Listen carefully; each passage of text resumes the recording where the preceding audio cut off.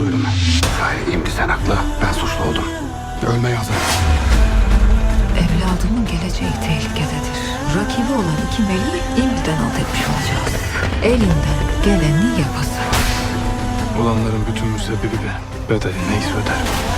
Buradan kurtulamaz isek her birimizin sonu gelmiş demektir ha. Ne yapıp edeceğim? Onları kurtaracağım. Sizi Şelemzar vazifesinden azlettim. En mühim vazifeyi berbat ettiniz.